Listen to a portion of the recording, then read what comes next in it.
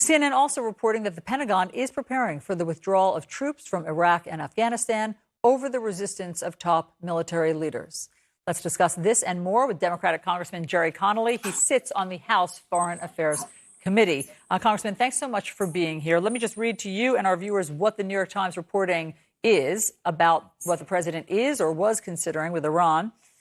President Trump asked senior advisors in an Oval Office meeting on Thursday whether he had options to take action against Iran's main nuclear site in the coming weeks. The meeting occurred a day after the international inspectors reported a significant increase in the country's stockpile of nuclear material, four current and former U.S. officials said on Monday. What's your response to that? This is a very troubling part of the end of the Trump presidency. Let's remember that Donald Trump is the one who pulled the United States out of the Iran nuclear agreement that was a U.S. initiative and was working. Iran was abiding by, in all respects, with respect to centrifuges, enrichment, stockpiling of enriched uranium, getting rid of its plutonium production reactor. It, in all respects, was complying. And that's the agreement because Obama put his name to it. Trump decided to pull the United States out of. And Iran's reaction was, if the benefits of agreeing to that don't accrue to us, why should we abide by it? And so they started slowly to increase the amount of enriched uranium. Dangerous, but something that the United States triggered because of the pullout of the agreement. Mm-hmm. And now he wants to bomb Iran. I don't see any good coming out of that. And this is a great example of why, A, diplomacy is always better than kinetic reaction. And secondly, the dangers of an erratic and ill-informed and frankly impulsive president who's done real damage to U.S. foreign policy. Well, I mean, this is obviously what President-elect Joe Biden is going to have fall in his lap if we wait that long. I mean, if President Trump doesn't do something in the next 65 days. And so why not take military action if they are beefing up their nuclear program? Because I think there's a real opportunity for the incoming president, President Biden, and his diplomatic team to try to restart re-engagement with our allies, with our adversaries, and with Iran, all of whom were involved in the Iran nuclear agreement. A really groundbreaking kind of agreement that is almost unique in international diplomacy to get the Iranians to reestablish compliance and to make sure that the benefits of the lifting of some economic sanctions flow with that compliance. I think there's an opportunity, but there won't be, obviously, if Donald Trump were to drop the hammer in a military strike against Iran, which I think would be profoundly dangerous. Okay, so this is just one stunning example of why President-elect and all President-elects need to have intelligence briefings, need to be privy to the same intelligence so that they can gear up. But that's not happening because, as you know, the GSA, General Services Administrator, has not certified the win of President-elect Biden. You sent a letter more than a week ago to the GSA. You say, by failing to ascertain Joe Biden and Kamala Harris's resounding victory, you are undermining the urgent need for a prompt and effective transition of power in the midst of a global pandemic that must be focused on the safety and well-being of our citizens. Have you received a response to this letter? No, I have not received a response to the letter. And ironically, we, of course, have now seen public reports that that same official, Ms. Murphy, is actually floating around her resume for looking at post-Trump presidency options for herself in terms of employment. That goes in the category, if you're going to be a phony, at least be sincere about it. Well, what are your options since she hasn't responded and she hasn't ascertained or certified? Is there a legal option that you're considering?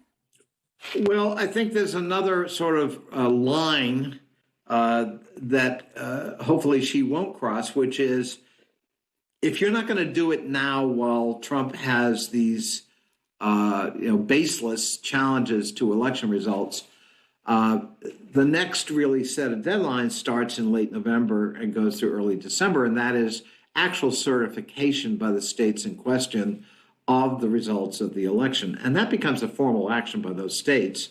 And that absolutely is confirmatory in terms of President-elect Biden's formal status as the next president of the United States. And, we could try, I suppose, to subpoena Ms. Murphy. But as you know, subpoenas have been resisted by this administration across the board.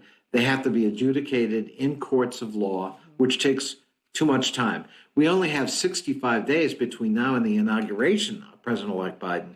So she can wait it out, and there's not a lot we can do in Congress to enforce our own subpoenas because we rely on the courts instead of ourselves. Yeah.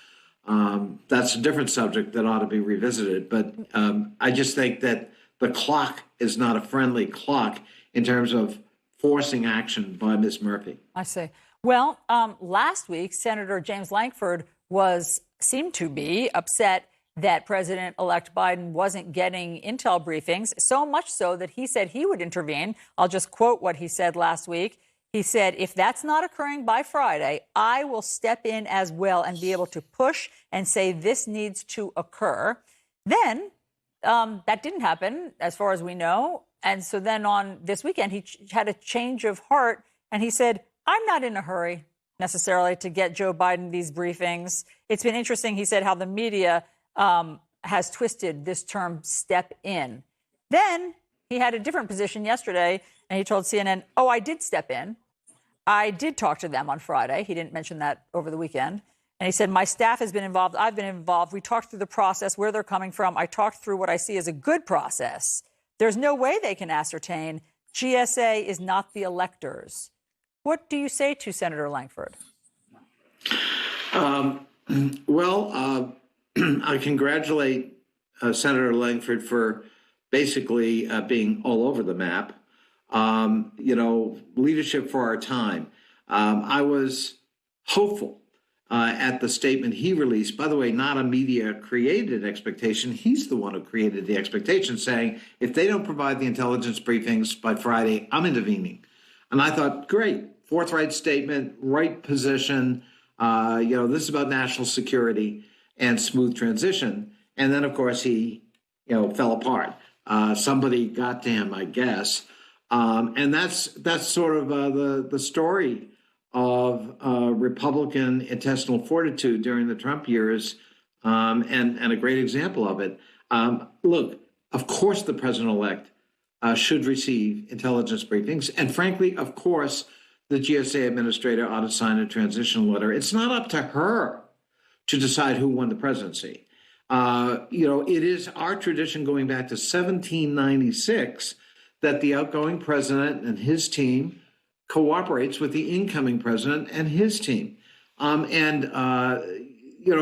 violate that norm, that tradition, is very serious business. But in a pandemic and with a world in turmoil, witness, what's going on as we speak, the discussion by Trump to actually bomb a nuclear facility in Iran, the decision by the president over the opposition of Republicans in the Senate to rather abruptly withdraw U.S. troops from Somalia, from Afghanistan, from Iraq. These are disruptive actions that have consequences, and the incoming president is entitled to understand the intelligence behind it or the lack thereof. And it hurts America when we don't do that.